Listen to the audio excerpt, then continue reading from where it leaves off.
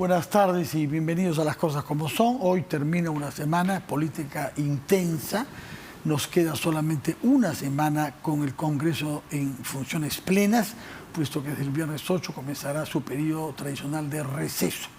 Hemos invitado a dos congresistas para que nos expliquen cuáles decisiones y cuáles acontecimientos de esta semana les parecen los más importantes y qué prevén para de aquí hasta el próximo 28 de julio. Son Wilmar Helera, que es el vocero de Somos Perú, y Carlos Anderson, que es un congresista no alineado, es decir, independiente. Congresistas y vocero de mí mismo. Y vocero de sí mismo, sí, sí. Muchas gracias por estar acá, muy buenas tardes. Quisiera comenzar con usted, señora Helera.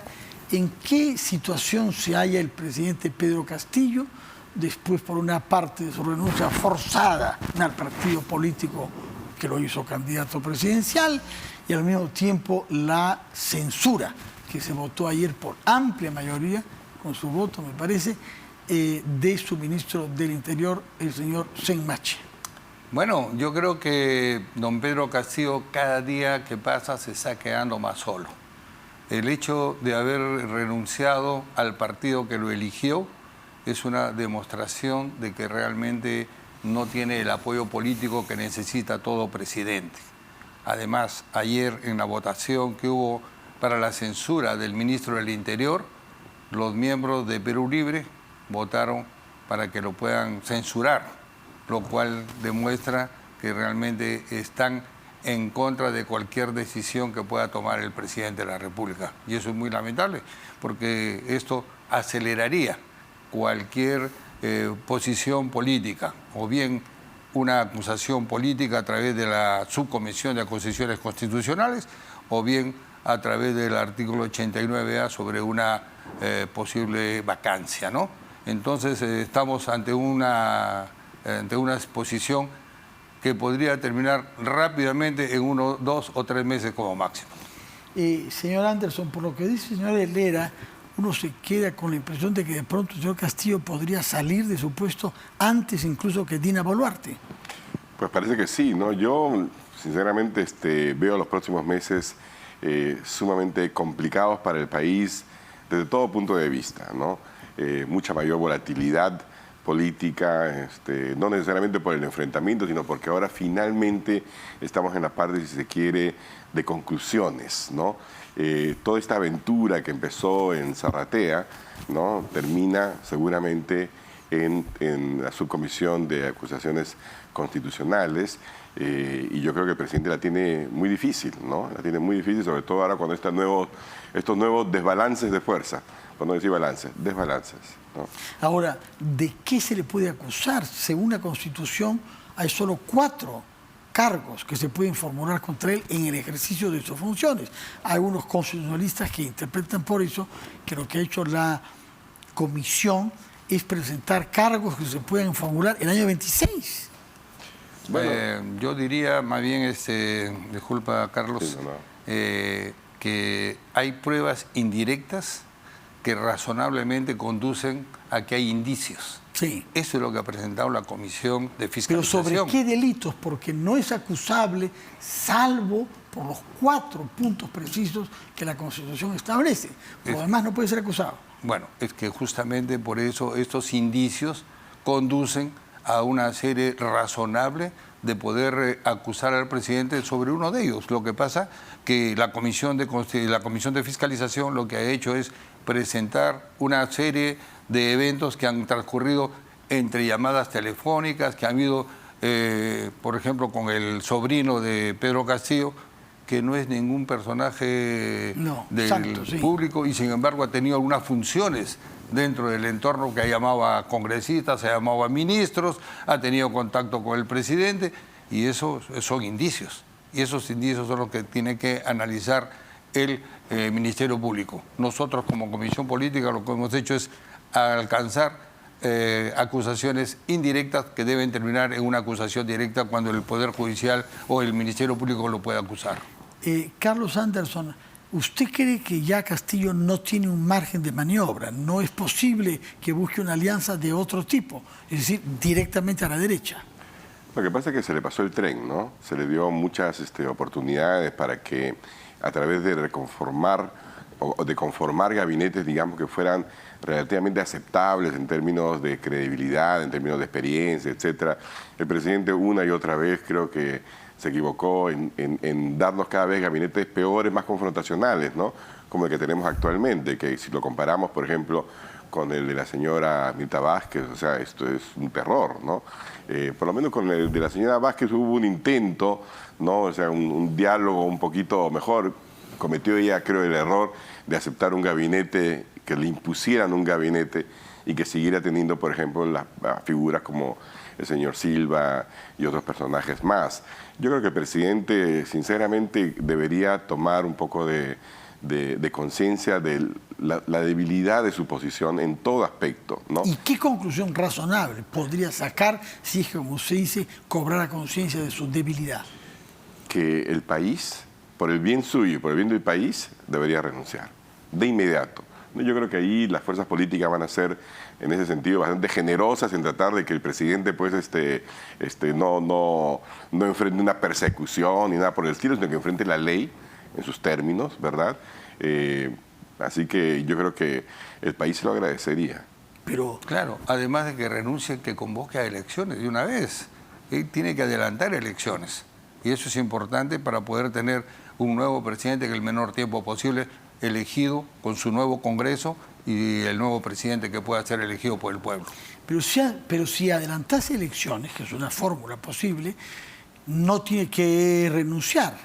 Se acorta su mandato y se va cuando acabe el mandato pactado. ¿O usted piensa que él debe adelantar elecciones y además renunciar para que Dina Boluarte complete el periodo que se defina? Las dos cosas tienen que ir de la mano, porque lo que queremos ahora, a través de lo que ha hecho la Comisión de Fiscalización, más lo que podría venir a través de un voto de vacancia por la incapacidad moral de la tesis que ha presentado, que es una copia, es un plagio, todo eso se le puede juntar, así que es mejor que él tome una decisión pronta y que decida renunciar y llamar a elecciones.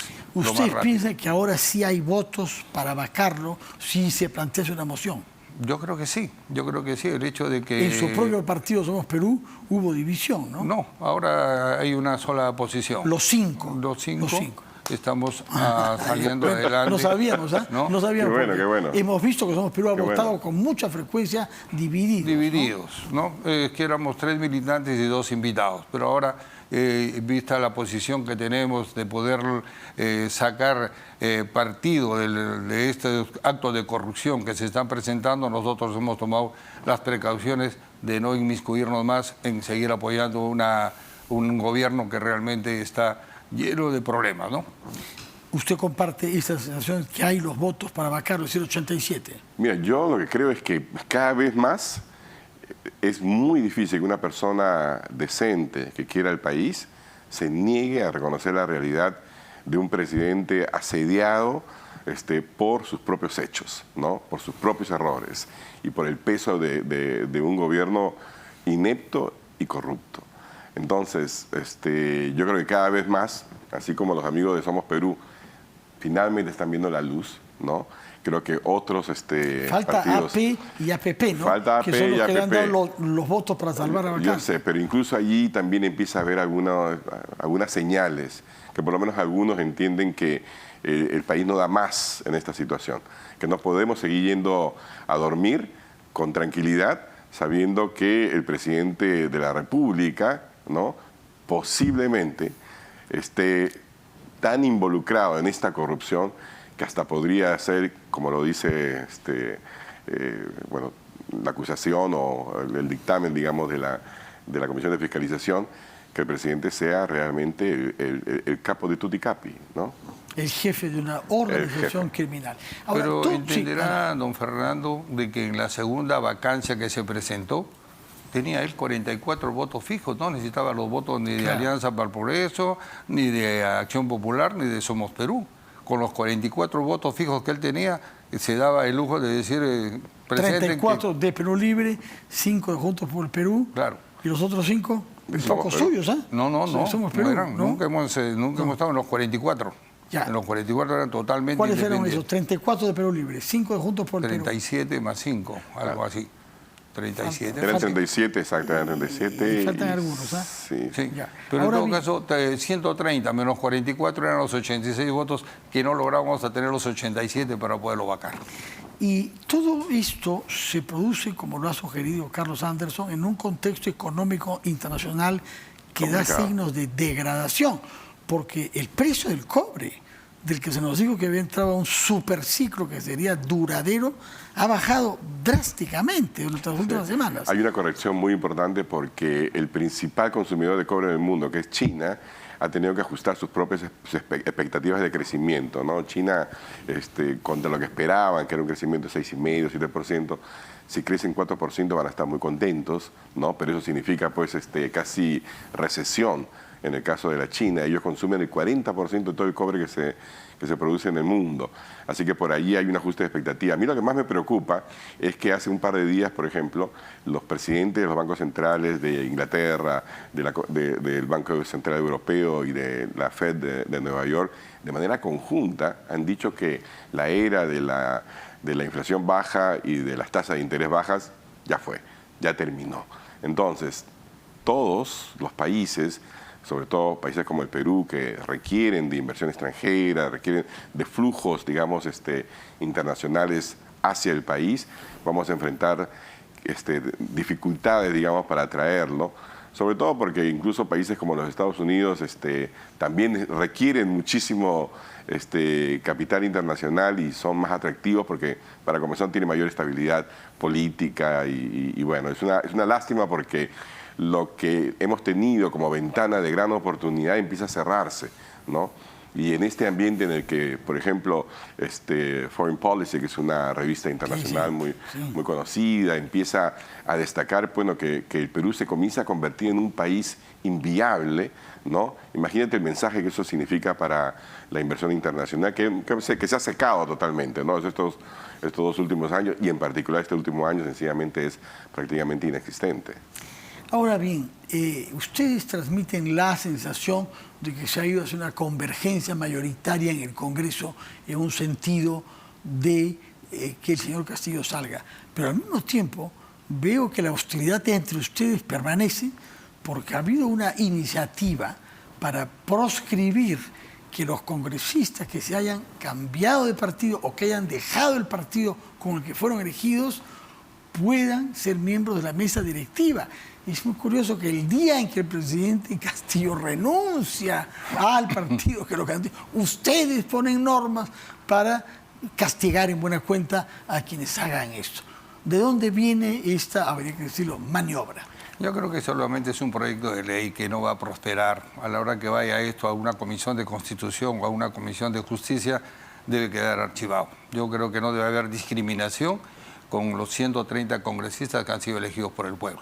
Pero en todo caso alguien está mostrando los dientes, ¿no? Pero ahí no va a quedar.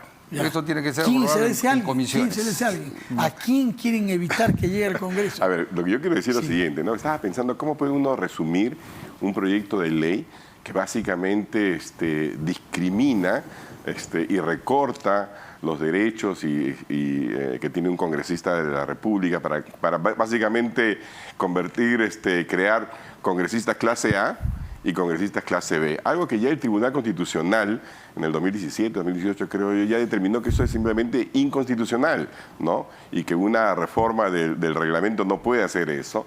Y la verdad es que llegué a una conclusión, fíjate, ¿cómo lo resumo? Como un mamarracho profundamente antidemocrático. ¿Ya? Es un menjunje. Ya, menjunje mejor, porque mamarracho está patentado, creo. Por Rosa Bartra. Así, entonces es un menjunje profundamente antidemocrático, ¿no? Y que muestra, creo yo, el gran temor, por un lado, de un cierto grupo de derecha y de izquierda, porque la verdad es que es multipartidario. Me ha sorprendido mucho ver firmas ahí como la de Nano Guerra García, Valdemar Cerrón, ahora entiendo un poco la defensa, ¿no? Y de otros miembros de Renovación Popular, ¿no? Que, por ejemplo, en el caso de Renovación Popular o en el caso de Avanza País, por ejemplo, también está ahí una congresista que ha firmado y no dice... Pero espérate, eso significa que, por ejemplo, alguien como Norma Yarrow, ¿no? Que uno puede tener digamos, coincidencia o discrepancia, pero es una congresista comprometida con su visión, que representa una parte importante del país, no podría jamás ser miembro de la Junta Directiva. O si la señora Gladys Echaíz decide mañana que no se siente cómoda en Acción Popular, en APP, ¿no?, que parece ser evidente, ¿no?, y va a otra bancada, tampoco. Entonces el país... tampoco el señor Carlos Anderson, ¿no? Yo menos. Yo de entrada estoy proscrito, porque además también te exigen que tenga que presentarte por la organización política por la cual ingresaste originalmente. Eso significa que yo tengo que pedirle disculpas al señor José Luna, al señor Wong, decirle 1000 disculpas, ¿me pueden dejar entrar? Jamás, pues, jamás, ¿no? Entonces, realmente yo espero, como lo dice aquí mi colega, ¿no?, que ese proyecto de ley vaya directamente donde merece estar. Por otra parte, el día de hoy me parece la Comisión Permanente ha asumido en el informe Cavero sobre las responsabilidades en la muerte de manifestantes en noviembre del año 19 y las lesiones producidas sobre 78 personas.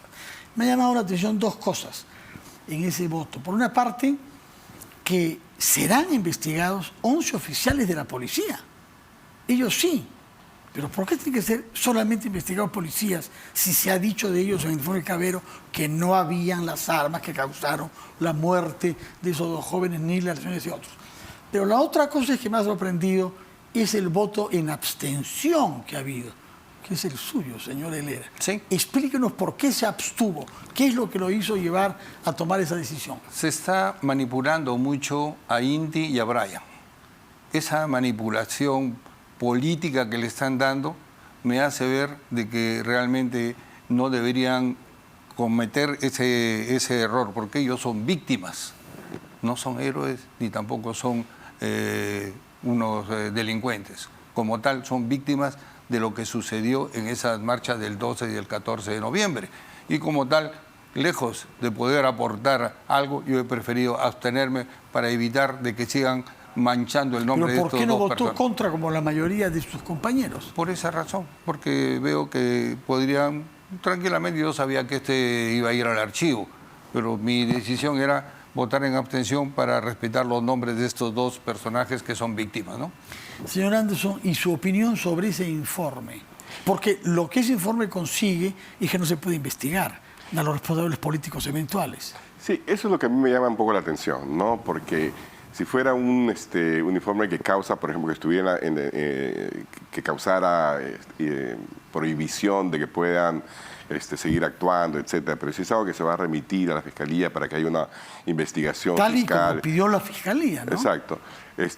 Porque básicamente no lo puede investigar mientras siga con esta protección. No autoriza, ¿cierto? el Congreso. Yo la verdad es que más bien creo que el propio señor Merino tendría que haberse allanado, como dice, mira, el verbo no me gusta, pero allanarse a la Fiscalía y no someter al Congreso, digamos, a esta disyuntiva. Pero dada la disyuntiva, yo creo que lo que correspondía era básicamente decirle, bueno, hay suficientes elementos controvertidos, porque si no, no hubieran dictaminado lo que usted acaba de señalar, ¿no es cierto? Entonces, que pase a la Fiscalía y que el señor Merino se defienda allí, ¿no? En dos oportunidades y ahora con la Comisión Tercera se ha votado lo contrario. Quería preguntar, ¿qué consecuencias políticas deja la salida de Senmache? ¿Con la que han estado de acuerdo ustedes? Tengo una impresión que hizo una mala impresión cuando estuvo en el Congreso, ¿no? Sí, realmente lo que se ha evaluado de él es el hecho de que cuando asumió su responsabilidad como ministro tenía que asumir también las responsabilidades del anterior. Y cuando asumió, lamentablemente se le escapó el señor Juan Silva. Ese detalle que ha habido de una línea de tiempo en cual se ha podido verificar que no ha cumplido diligentemente con sus funciones, ha sido una de las cosas que prácticamente ha marcado para que pueda ser censurado. O sea, merecía ser censurado independientemente de las competencias o de la trayectoria. Sí, yo creo que ese es un gran error porque este señor tiene en sus manos a un testigo clave que en el caso de que lo capturen podría dar por término al régimen de Pedro Castillo. Sí, tal y como está sugerido en el semanario de César Gillibrand de hoy, en donde el abogado de señor Silva sugiere que quiere entregarse y hablar claro, sobre qué es lo que ha hecho y por encargo de quién. Yo creo que tendríamos que hacer todo lo posible para que el señor Silva venga protegido, ¿no? Y diga su verdad. Un punto de quiebre. Yo creo que sí. Ese es digamos, el punto de quiebre que el país requiere.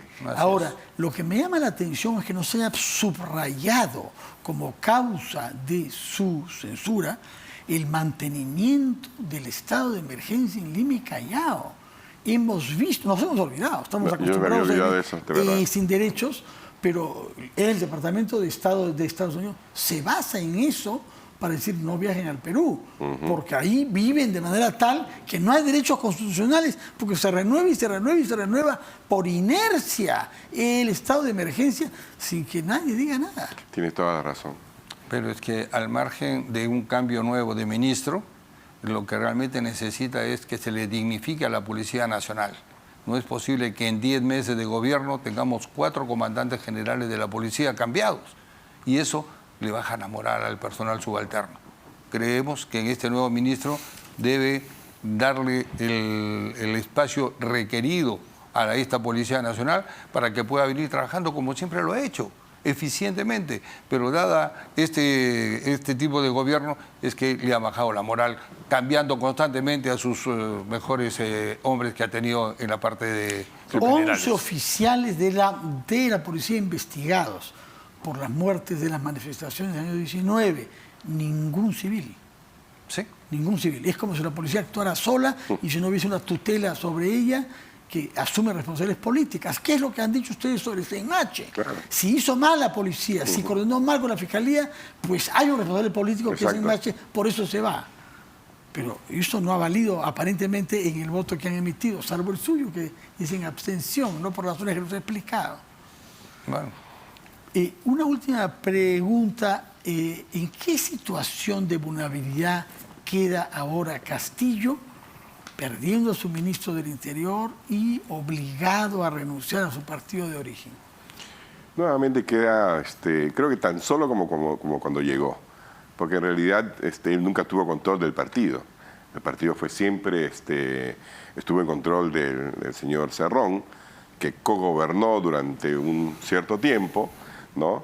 Obtuvo su porcentaje de poder y después cuando las cosas cambiaron un poquitito, se molestó, se fue y ahora lo echó, ¿no? Entonces el presidente nunca, o sea, ¿cuál es la base, digamos, de apoyo de un presidente que surgió prácticamente de la nada? Bueno, creó un partido político, entre tanto, que es una de las razones por las que es echado de Perú Libre, ¿no? Pero, eso es verdad, pero el bloque magisterial, cosa claro, que no hizo Vizcarra, por ejemplo, ¿no? Claro. Que nunca creó un partido y es la razón por la cual salió tan fácilmente. Sí, pues vamos a ver qué fuerza tiene ese partido, ¿no? Bueno, a formar el partido, pero todavía no lo inscribe.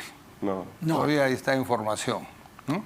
Así que esperemos todavía más resultados. A mí lo que me preocupa de que Pedro Castillo, además de quedarse solo, está creando una inestabilidad política muy fuerte. Sí. Nos está dejando prácticamente sin reactivación económica, nos está dejando con una tasa de desempleo tremenda, ¿no? Y los inversionistas realmente no quieren invertir en el Perú hasta que esto no se resuelva, ¿no? Yo tengo el conocimiento de que en el Centro Metalúrgico de La Oroya quieren invertir 11.000 millones de dólares, pero se han retenido. Oiga, ¿qué pasa si mañana vacan y cambian las condiciones políticas, ¿no?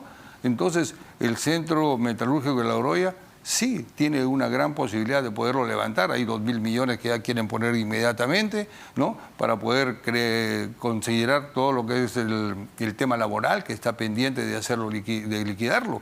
Son 3.500 trabajadores que están a la espera de que se haga un inversionista, haga posición de este centro metalúrgico. Pero esa inestabilidad es la que nos deja el señor Castillo. Bueno, ojalá que, además La Oroya creo que es Junín, ¿sí? Es la región de origen de ese partido, debe ser al mismo tiempo peligroso que el partido tenga poder en esa zona, pero alentador si se quiere invertir ahí, porque sabemos las dificultades que han habido en La Oroya. Muchas gracias por su presencia, Wilmer Helera y Carlos Anderson. Muchísimas gracias. Que tengan un buen fin de semana y que la semana próxima, que es la última de esta legislatura, nos aporte buenas noticias y un sendero de apaciguamiento. Me voy a la playa entonces. Sobre todo un mes de la patria, a lo cual es un fuerte abrazo a todos los peruanos, porque hoy día nuestro mes Yo del estoy con patriotismo. Escarapela, yo estoy con Escarapela. Muchas gracias por tu presencia, muy buenas noches. Vamos a hacer una pausa, vamos a despedir a los dos congresistas y después hablaremos sobre temas educativos con Jorge Mori. ¿Deben las universidades ser de acceso libre sin examen de ingreso? ¿Eso trae beneficios o trae más bien perjuicios? Nos lo dirá Jorge Mori.